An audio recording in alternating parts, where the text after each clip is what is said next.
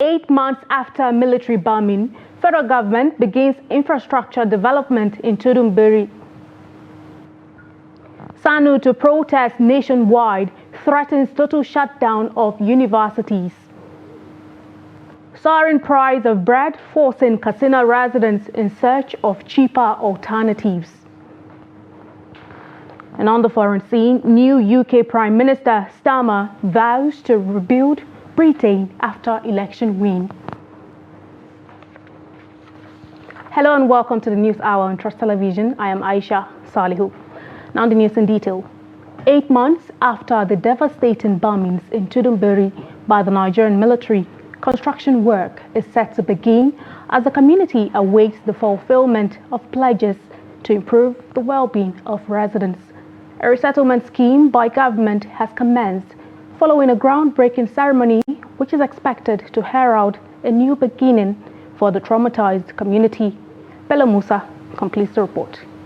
Vice President Kashim Shettima was accompanied to the community by the Kaduna State and Jigawa State Governor and the representative of the Kano State Government.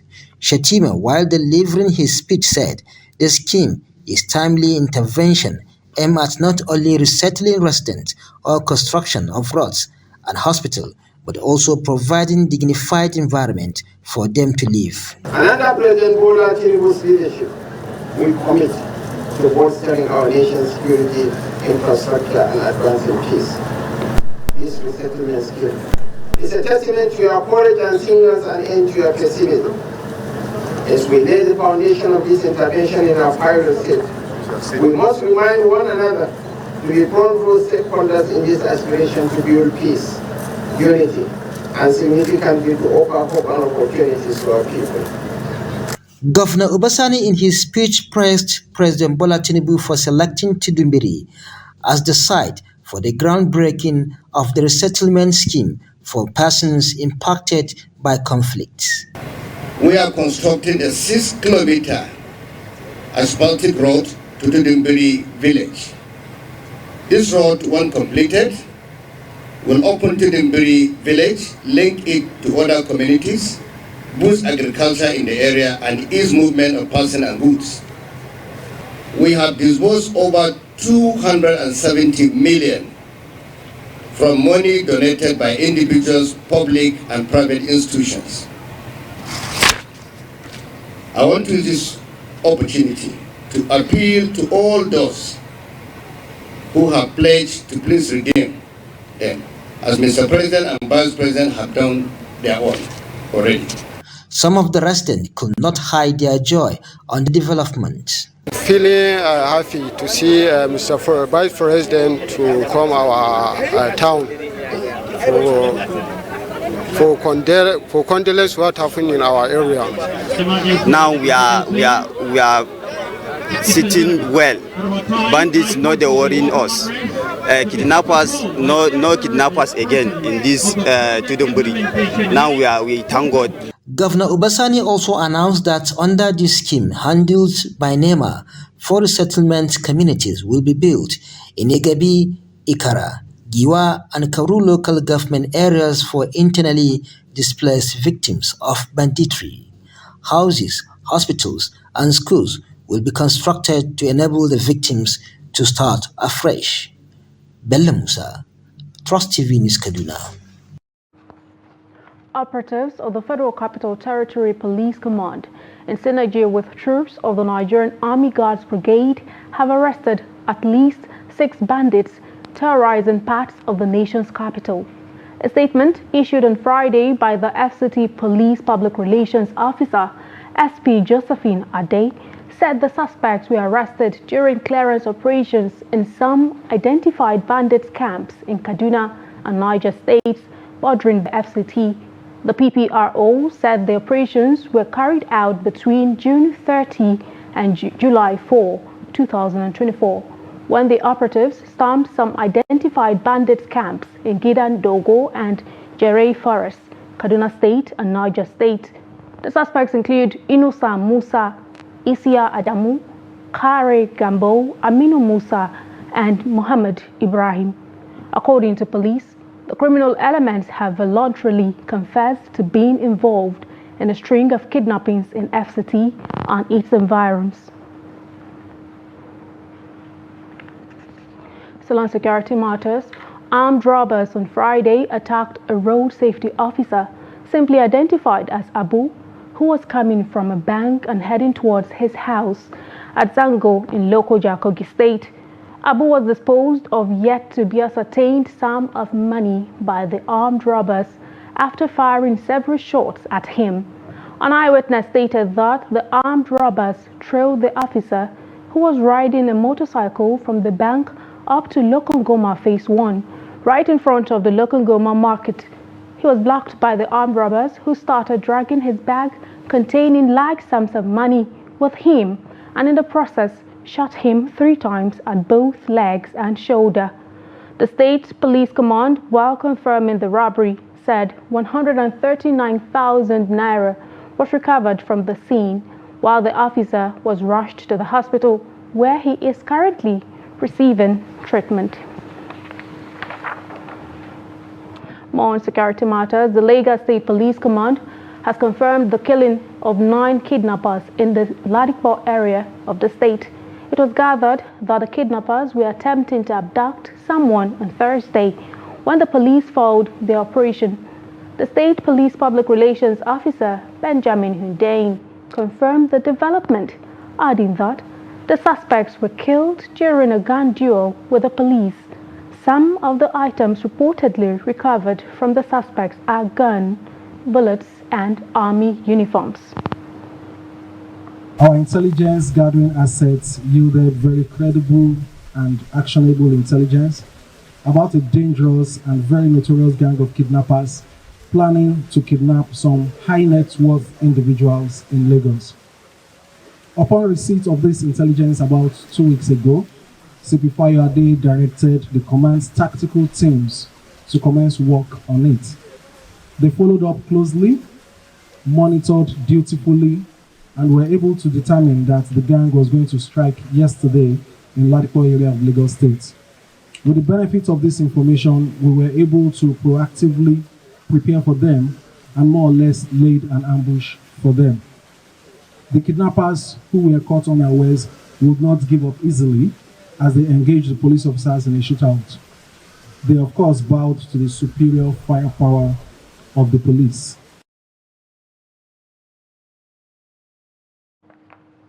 And now to labor matters. The Senior Staff Association of Nigerian Universities has threatened to shut down varsities across the nation and will on Tuesday protest countrywide to press home its demands.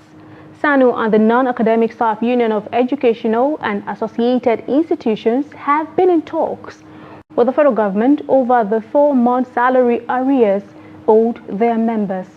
The union is accusing the federal government of making promises and not matching words with action, threatening to cripple activities on campuses nationwide if their demands are not met. According to the SSANU chief, if after the protest the group's demands are unmet, they will take the next action. The unions had some months back embarked on a warning strike and most recently gave the government a 2-week ultimatum to meet its demands.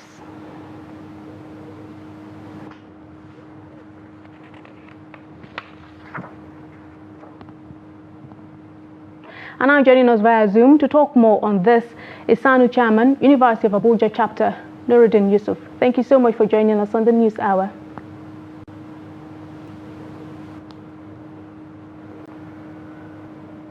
Nuruddin, can you hear me?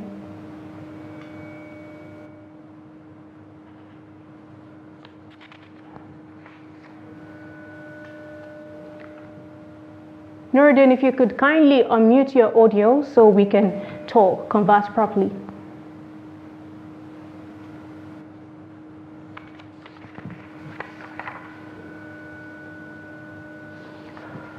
We do hope to get back to that as soon as that is resolved. But now, away from that, students of the College of Medicine, University of Lagos, today staged a peaceful protest at the Lagos University Teaching Hospital, Idi Araba, where they reside, over the poor electricity supply they have suffered for days. The protesting students, who carried different banners, said the situation is so bad they do not even have running water to use, causing their hostels to smell. The students called on the management to address the issue as they are preparing for their exams due to start on July 22. This comes days after their contemporaries at the University of Benin also staked the protest over poor electricity on campus.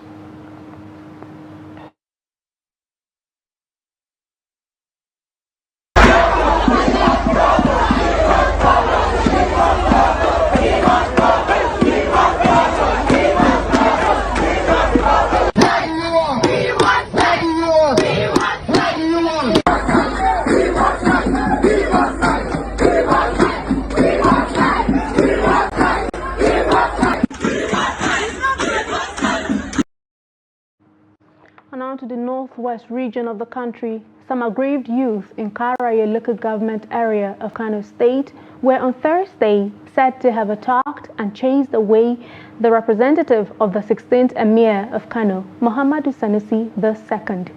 Reports said the residents' action was to publicly register their dissatisfaction with the recent development in their emirate that saw the dethronement of their Emir. Recall that Karaye Emirate is one of the 5 emirates in Kano recently stripped off of being first-class Emir by the State House of Assembly, which subsequently led to the sacking of their Emir, Alhaji Ibrahim Abubakar II. According to an eyewitness, the incident happened when the Emir's representative was on his way to the palace in company of the local government interim chairman, Wada Nababa Tudunkaya. He said the Emir's representative came into town and was received by the interim chairman but was attacked by angry youth. It took the intervention of the police station in Karaye to bring the situation under control.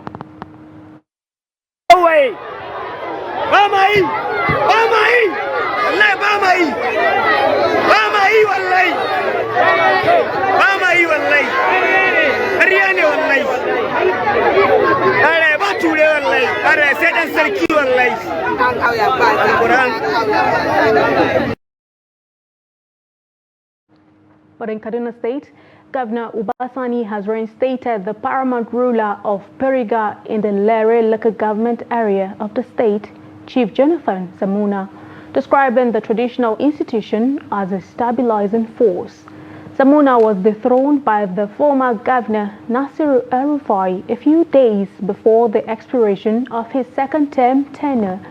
But on Thursday, the governor announced Samuna's reinstatement during a meeting with the State Council of Chiefs, promising to strengthen a strong collaborative framework with the traditional institution.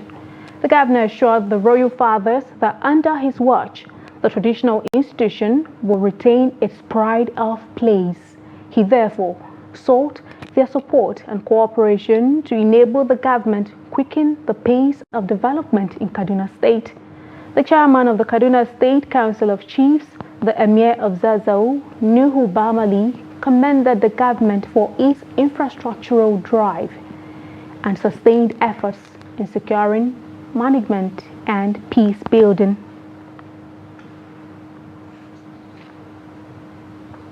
Let us now circle back to join our guests regarding the Senior Staff Association of Nigerian Universities' threat to shut down universities across the nation. We have joining us via Zoom now to talk more on this, SSANU Chairman, University of Abuja Chapter, Nuruddin Yusuf. Thank you so much for joining us again. Thank you. Good evening. Now, I'd like to hear from you. What happened to the dialogue between you and the federal government? Of course, from our declaration, it appears government is here in meeting the demands of our members. Because we got promises and we can't wait any longer for this promise. The last time we had a 1 week money strike was in March. I was given assurances that this matter will be sorted out within this thing. The issue is simple. There's a presidential directive that our 4-month salary should be paid when we're on strike. And this presidential directive was implemented selectively. leaving all the non-teaching staff in the university engaged. And there's no justification for doing it. They can't treat non-teaching members of the university as if they are second-class citizens in their own country. We have agreement with government to call off the strike. Agreement was signed, and one of the main things is there is no victimization clause. And when the current administration came on board, the president in his wisdom directed that 4 months that should be paid to all university staff. And in February, our current capital were leaving our non-teaching staff. Send our the protest to government. We met with all higher levels of government, Minister of Education, met with the members of the National Assembly, and they give us shoes like this. The oversight that are going to call this lab.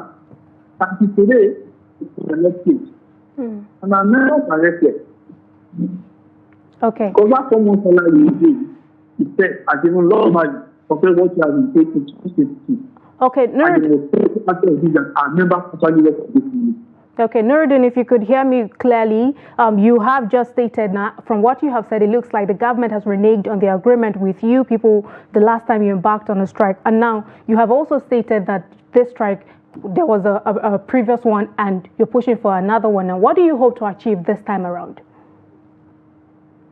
Of course, we're giving government 2 weeks, and the 2 weeks. Would you? Can you hear me? I can hear you. Please continue.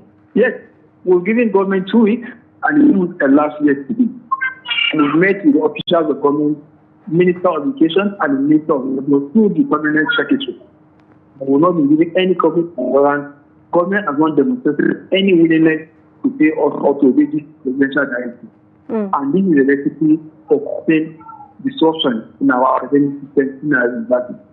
Because our members can continue to tolerate this selective treatment. Okay. Now, following the expiration of the 2 weeks ultimatum you gave the government, it looks like the union's mind is made up. Now, I'd like to hear from you. Are you considering a unified approach with ASU to force the government to address your demands? Of course.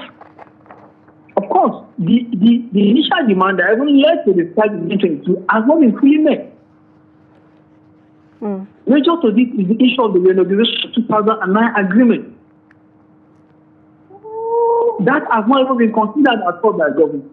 Any attempts were made in the last administration to the death of the former organization team, Professor Tinubu, government has not invited any of the union. And also, instead of implementing the presidential directive, they still imposing our salary. So how do I start to come to table good faith when government itself has not shown demonstrated integrity in some part immediately in Nigerian workers? Of course, the thing has elapsed, and we're going to start with physical action from next week. There'll be a protest, there'll be a national protest, there, because this is Okay, thank you. And the consequences, not to for all of us. We do hope that the government and your union can come to a common ground so that we can avert this grievous consequences. Thank you so much for joining us on the News Hour. There we had Nuruddin Yusuf, who is the SSANU chairman, University of Abuja chapter. Thank you. Moving on to more stories. The Chief of Army Staff, Lieutenant General Tarid Lagbaja, said that granting full autonomy to local government areas would undoubtedly solve the problem of insecurity in the country. General Lagbaja disclosed on Thursday in Jos during the Nigerian Army celebration, emphasizing that unless local communities experience development, it would be difficult to end insecurity in Nigeria. He said the surest way to bring development to the grassroots level is to ensure local government autonomy. What is that benefits are resistant to the local government autonomy that people have talked about. And that is the surest way to bring the development to the grassroots level, not by creating commission, not by establishing bureaucracy. We have already existing bureaucracy. Let us fund them and make them work. I want to Madai as a young officer asking the members of Madai where he is, and they tell me that it's Chad. Madai is Chad, But they believe it's a child because it is the Nigerian government that was investing in Malaria at that time. The Kogi State House of Assembly has extended the tenure of the Local Government Transition Committee chairman by another 6 months. This was part of the resolution of the state legislature during the House plenary on Friday. The extension of the tenure of the Transition Committee chairman is sequel to a letter to the House by the State Governor, Usman Ododo. Ododo said in the letter that paucity of funds, high wage bill are some of the reasons why local government election cannot be conducted in the state. Speaker of the House, Umar Yusuf, who read the letter, charged the Transition Committee chairmen to be good ambassadors of their respective local governments. The tenure of the 21 Transition Committee chairmen in Kogi State is expected to expire on the 8th of July 2024. Now to the south-south region of the country, the Speaker of the Rivers State House of Assembly, Victor Okojumbo, has confirmed the filing of an appeal at the Supreme Court, challenging the judgment of the appeal court delivered on Wednesday in Port Harcourt. Okojumbo clarified that the action was necessitated by the fact that the Assembly strongly believes that the Court of Appeal was in error when it held that the Rivers State High Court lacked the jurisdiction to hear and determine suit filed before it. The Speaker made the clarification when he addressed lawmakers during plenary at the temporary facility used for legislative businesses in Port Harcourt. Okojumbo declared that he remains the authentic Speaker because there cannot be two houses of assembly in Rivers State. The Court of Appeal did not make any declaration that Martin Samehule and 24 others did not defect from the PDP to the APC. The Court of Appeal also did not make any declaration that Martins Amehule and 24 others are still members of the Rivers State House of Assembly.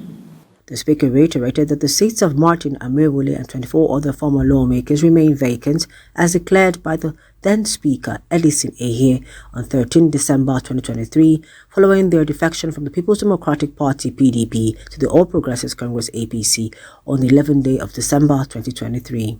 On the 11th day of December 2023, Martins Amehule and his 24 friends defected from the People's Democratic Party to the All Progressive Congress. On the 13th day of December 2023, the Right the Honorable Edison Ehie, as the Speaker of the River State House of Assembly, declared the seats of Martins Amehule and 24 others in the River State House of Assembly vacant. During plenary, the House considered two bills, opened debate, and moved them through first reading. The bills included the River State Emergency Management Agency Bill 2024 that was presented by the Leader of the House, Okeri Goodboy, while the second one is the River State Transport Company Reform Bill 2024, which was sponsored by the Deputy Speaker of the House, Adolphus Uru Bienimiga. Meanwhile, River State Governor Siminalayi Fubara on Friday said there is no cause for worry over the decision of the appeal court on the crisis in the State House of Assembly. The governor, who spoke during an inspection of the reconstruction of the zonal hospital project in Bori town, the headquarters of the Kana local government area of the state, said he is not deterred by the appellate court's decision on the assembly crisis. On Thursday, the Court of Appeal in Abuja dismissed the order of the Rivers High Court, which restrained Martin Amehule and 24 others from parading themselves as lawmakers of the State Assembly. Governor Fubara said the worst is over, saying he has moved on to deliver the dividends of democracy to the people of Rivers State. A three-member panel of the appellate court, led by Jimmy Olukayode Bada, held that the trial court lacked the jurisdiction to entertain the suit, as such matters can only be heard and determined before a federal high court. Katsina residents have continued to lament over the increase in the prices of bread by bakery owners within the last 3 months.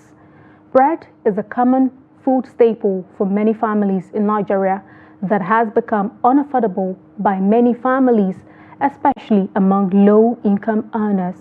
Abdullahi Yamadi went round some bakeries in Katsina and now reports. The continuous increase in prices of bread and other staple food items in Katsina has pushed more families into poverty. What is on the ground now is, I don't think people like me could continue having bread and for breakfast, because anytime you go, there is change, an upward review of the price. Recently, we have about 3 or 4 times review in the price of bread. Bread is no more affordable because of the price hikes, you have said. So now alternative breakfast modes have to be innovated by me. Some people prefer bread and tea, but maybe if you go to grind millets, it may be cheaper for you to feed your family than the expensive bread. They blamed government for being insensitive to the plight of Nigerians. They said the poverty and difficulties in the economy is as a result of fuel subsidy removal and exchange rate unification by the federal government. Especially these days when bread is going up, there is masara, corn. We'll go for corn instead of, saying until we have these things. So we have alternative. If it's too costly for us to, then we now say, okay, we have to do something. Bakery owners said they are compelled to make upward review of bread prices due to the surging price of flour, sugar, groundnut oil, yeast, and other ingredients used in the production of the bread. Katsina State Chairman of Bakery Owners Association Abdulkadir Abdullahi confirmed that about 65% of their members have closed down, while 35% are producing below capacity and only 20% are producing without any profit, just to remain in the business. I know you must have gone round. Where did you see flour in Katsina? The very few that produce bread at the moment are doing so before exhausting their stocks in the next few days. The commodity is no longer available. Government must do something now or never, because it seems the scarcity and sudden price of commodities is never ending. Experts and public commentators in Katsina are asking government to take its responsibility aggressively against hoarders and bring down the prices of essential commodities and ensure the immediate implementation of living wage to salvage ordinary citizens from the imminent hunger and starvation. Abdullahi Yamadi, Trust Television News, Katsina. The Nigerian Civil Aviation Authority has suspended 10 private jet operators over failure to commence the recertification process. A statement signed by NCAA's Director, Public Affairs and Consumer Protection, Michael Achimogo, said the suspension was rooted in 8 Nigeria Civil Aviation Regulations 2023, Part 18, 3 and 4, which forbids holders of permit for non-commercial flights from using their aircraft for carriage of passengers, cargo or mail for hire or reward, which is commercial operation or charter service. The authority also warned that it is illegal to engage PNCF holders for commercial purposes. The suspended operators are Azico Dredging Nigeria Limited, BLI Aviation Safety Services, Ferry Aviation Development Limited, Matrix Energy Limited, Marietta Management Services Limited, Worldwide Skypath Services, Martini Airline Services Limited, Aero Lead Limited, Skybird Air Limited, and Azuma Jets Limited.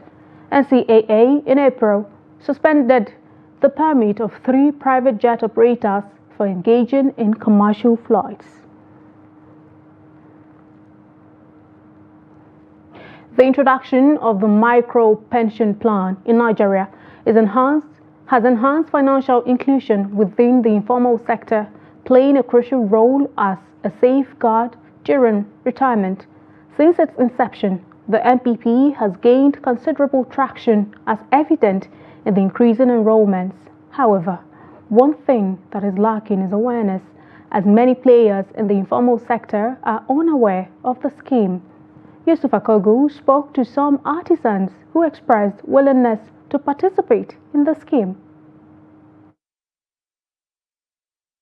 In the first quarter of 2024, 12,559 new contributors joined micro-pension plan, bringing the total number of micro-pension contributors to 126,941. During this period, these new MPCs collectively contributed 111.42 million naira, with the cumulative total hitting 791.57 million naira as of 31st March 2024. To mitigate the impact of hard times, the scheme allows for contingent withdrawals. From inception to the end of first quarter of this year, several MPCs have made contingent withdrawals amounting to 48.62 million naira. These features enables the informal sector workers to access their savings when faced with financial challenges. While many of these workers are still ignorant of the benefit of the scheme, others say the current economic hardship has made it impossible for them to engage in any pension contributions. Government have to arrange us in one place, say that this place is for you people, we will be paying you. After you try from this work, see what you are going to meet. Government doesn't have plan for us. We the handwork people, we the organizer, we the mechanic, we the all the handwork. Government should please, they should think about we masses, that they should help us to drop some things so that we don't go school, that we don't pass through university, we can gather some money to establish ourselves. The problem is that how will you have a retirement plan when all the money you make is just based on the family?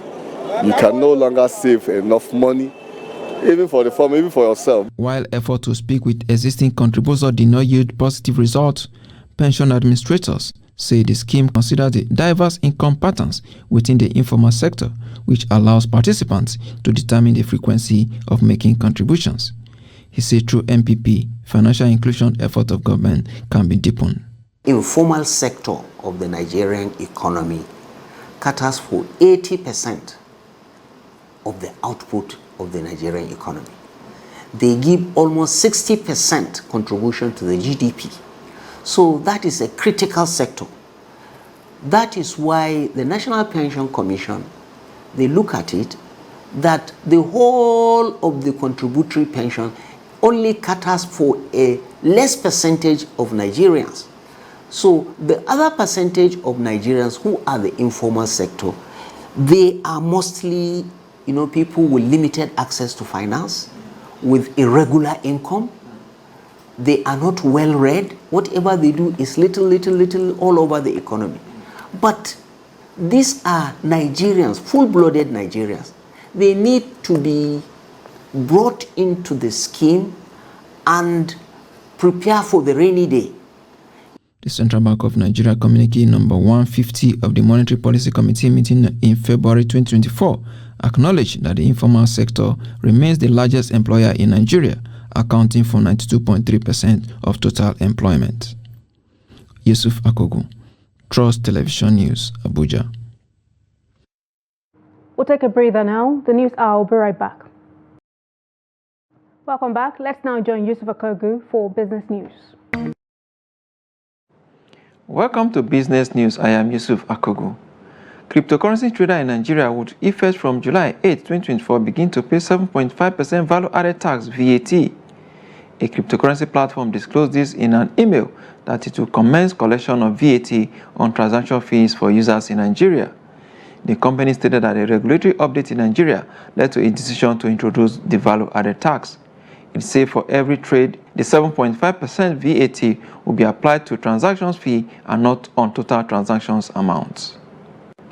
Foreign direct investment inflow in Nigeria declined by 35.2% in the first quarter of 2024 as more multinationals continue to exit the country. According to the latest capital importation report by the National Bureau of Statistics, FDI fell to $119.2 million in Q1 2024 from $183.9 million in the previous quarter. The figure rose on a year-on-year basis by 150.4% from $47.6 million. The country's harsh business environment, which has worsened by the removal of petrol subsidy and naira devaluation, has forced several multinationals to exit one of the Africa's biggest economies in the last 11 months. Analysts say this situation could affect the country's $1 trillion economic target by 2030. NGS ended the week in red as investors continue to take profit of their investment. Let's see how it went down today. The losing equities there, Computer Warehouse Group, CWG, down 10% to close at 7 naira and 20 kobo per share. Of course, UPD Credit also down 10% to close at 4 naira and 50 kobo per share as well. Say Leasing down 9.81% to close at 2 naira and 85 kobo per share. This has dragged down the market marginally by 0.04%. Volume of trade 402.663 million shares, valued at 6.022 billion naira in a days of 8,551 did exchanges among investors on the trading floor this Friday. Top trading equities in terms of volume, Oando Nigeria PLC leading that table, 53.828 million shares traded. ICO, an insurance company, 30.838 million shares. Of course, Veritas Capital, 26.583 million shares traded as well. Of course, some equities ended on the gaining side of the market. Corn Oil Nigerian PLC gained 10% to close at 126 naira and 50 kobo per share. Of course, Veritas Capital also there, 9.52% to close at 1 naira and 15 kobo per share. Of course, Oando Nigeria PLC gained 9.35% to close at 16 naira and 95 kobo per share. That's the highlight of stock trading as it went down this Friday on the floor of NGS. Let's see the global stock market and exchange rate data for today.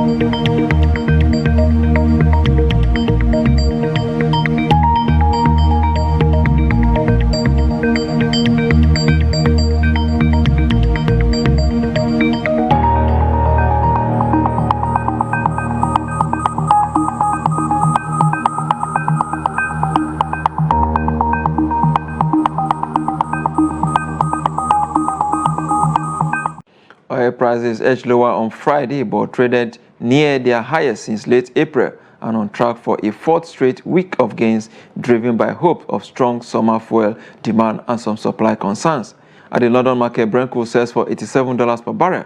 For the per basket, price steadies at $87 per barrel. And that's business. I am Yusuf Akogu. Thank you, Yusuf Akogu, for the business news. And now to the foreign scene. Keir Starmer on Friday promised to rebuild Britain as he took office as the UK's new Prime Minister following his centre-left Labour Party's landslide general election victory that ended 14 years of Conservative rule. Head of State King Charles III asked Starmer to form a government during a meeting at Buckingham Palace, officially appointing the 61-year-old former human rights lawyer as Prime Minister. The report.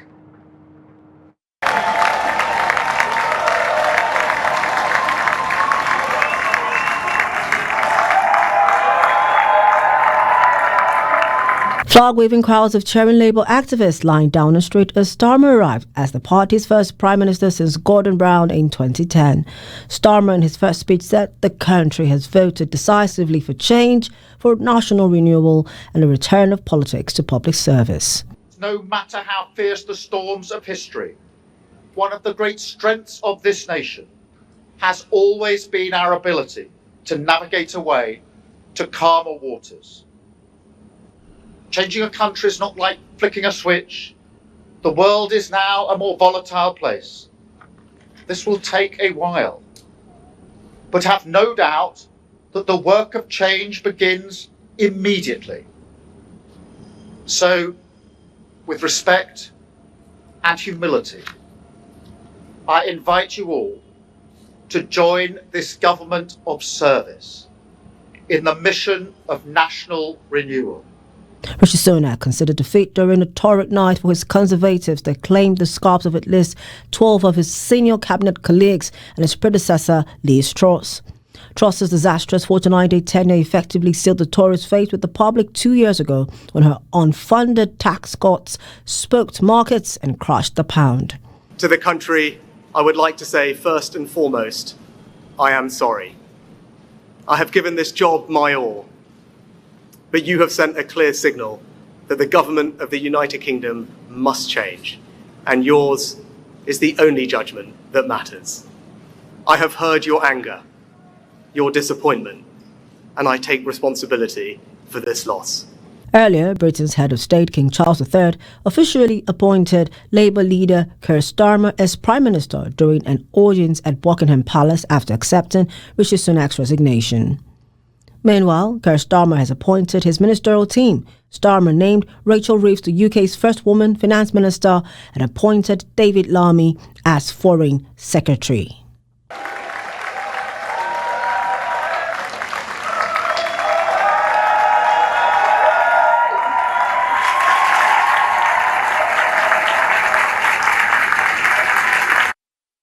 President Bola Tinubu has extended his warm congratulations to the leader of the Labour Party, Keir Starmer, on the victory of his party in the United Kingdom general election.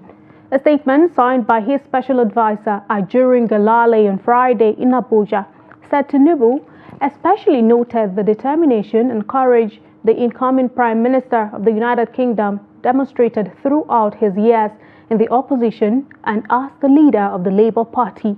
The president stated that the party's ability to reform, mobilize and position itself for victory after 14 years affirmed the leadership qualities of Starmer. President Tinubu also congratulated the citizens and the government of the United Kingdom, describing the kingdom as an abiding model of democracy and Nigeria's long-standing partner.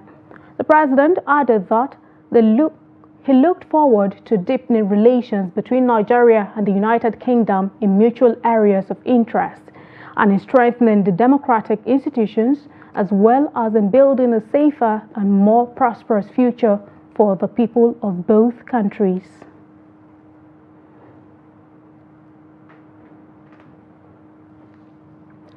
China has confirmed on Thursday that at least 6 of its citizens have died and several others are missing following an attack by armed militia in the Democratic Republic of Congo. It strongly condemned the attack, which took place on Wednesday at a Chinese-linked mining site in the gold-rich northeastern Ituri province. Speaking at a regular press conference, Beijing's foreign ministry spokesperson Mao Ning said efforts were underway to find the missing Chinese nationals. Mao also called on the DRC to take steps to strengthen the protection of Chinese citizens and companies in the area. Attacks on mining sites and convoys are common in the northeastern part of the DRC and not the first in which Chinese nationals have been impacted. China has reiterated a warning to its citizens to follow foreign ministry security alerts and to avoid traveling to high-risk areas.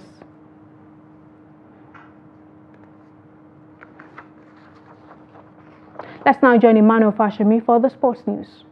Athletics Federation of Nigerian AFN says Team Nigerian's performance at the recently concluded African Athletics Championship in Douala, Cameroon is highly appreciated. The technical director of the federation, Samuel Onikeku, said the board is impressed with the athletes' optimal performance in the regional event as it serves as preparation for the Paris Games.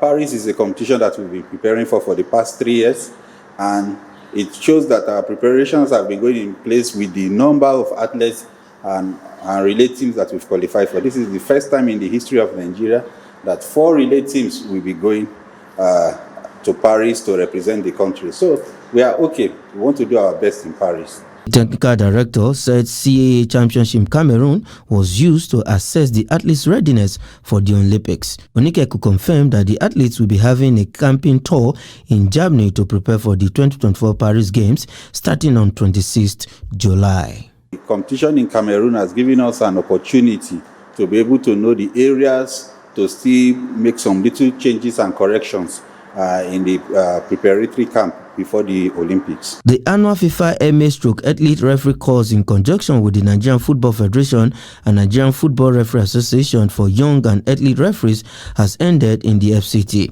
The FIFA course, created to prepare young referees for football officiating, had classroom section and how to officiate matches with modern-day refereeing methods. The training, split into two sections, had intermediate referees concluding their training on Friday, while the early starts on 7th July. At the closing ceremony for the young referees, FIFA instructor and secretary NFF Referees Committee, Mohamed Aminu, said FIFA's approval of two courses for Nigeria is a welcome development. FIFA approved two courses for Nigeria on demand. One is the Young Talent course, and the second one is the Elite course. The Young Talent was meant to, the core value, the core objective of the Young Talent is just for us to institute a sustainable development plan. It's in part of our submission to FIFA last December that we want to lay a foundation for future growth of refereeing in Nigeria. And Aminu said the future is bright for Nigerian football in terms of officiating. We wanted to set up a sort of sustainable development foundation, and as far as the FIFA is convinced today, this set of referees have the potentials to take Nigeria to where we want to go. A trainee at the event, Oluwole Adiola, said she learned a lot about modern ways of officiating matches. We gain a lot in the fitness test. We run 10 laps of the fitness test, and then our instructor teaches us about the practical. They take us to the field.